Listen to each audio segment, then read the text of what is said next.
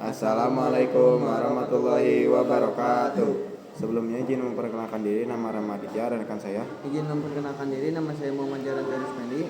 Kami berdua akan menjelaskan materi tentang bentuk negara, bentuk pemerintahan, dan sistem pemerintahan. Yang pertama ada bentuk negara. Bentuk negara terbagi menjadi dua. Yang pertama negara kesatuan dan negara serikat. Kesatuan unitary, hanya ada satu negara, tidak ada negara di dalam negara. Pemerintah pusat memegang kekuatan tertinggi atas seluruh wilayah. Contohnya Indonesia, Jepang, Prancis.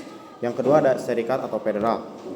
Negara yang terdiri atas beberapa negara bagian yang bergabung menjadi satu negara federasi dengan berbagai kekuasaan. Contoh Amerika Serikat dan Jerman.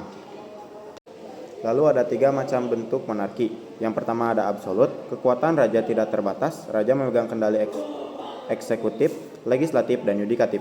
Yang kedua ada konstitusional, kekuatan raja dibatasi oleh undang-undang dasar atau konstitusi negara tersebut. Dan yang ketiga ada parlementer, raja hanya sebagai simbol negara, kekuasaan eksekutif berada di tangan Perdana Menteri.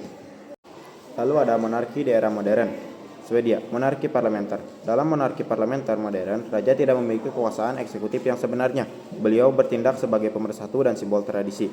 Kekuatan pemerintahan dijalankan oleh kabinet yang bertanggung jawab kepada parlemen. Yang kedua, sistem pemerintahan. Yang pertama ada sistem pemerintahan presidensial. Kepala negara dan pemerintah dijabat oleh satu orang, yaitu presiden. Masa jabatan tetap dan tidak dapat dijatuhkan oleh parlemen. Menteri diangkat oleh presiden dan bertanggung jawab kepada presiden.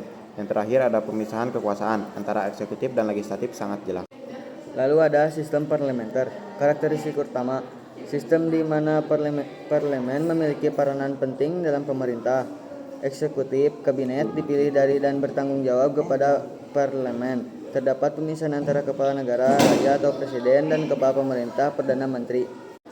Lalu ada detail ciri sistem parlementer dibagi menjadi 4. 1. Kabinet dipimpin oleh seorang perdana menteri sebagai kepala pemerintahan. 2. Kepala negara, raja atau presiden hanya berfungsi sebagai simbol atau seremonial. Yang ketiga, kabinet dapat dijatuhkan oleh parlemen melalui mosi tidak percaya. Dan yang terakhir, perdana menteri memiliki hak untuk membubarkan parlemen dalam kondisi tertentu. Perbandingan 2 sistem utama. Aspek perbedaan dibagi menjadi 4. 1. Kepala negara. 2. Tanggung jawab. 3. Masa jabatan. 4. Pemilihan menteri. Sistem presidensial kepada kepala negara yaitu 1 orang dan sistem parlementernya 2 orang. Tanggung jawab, sistem presidensialnya presiden kepada rakyat, sistem parlementernya kabinet kepada parlemen.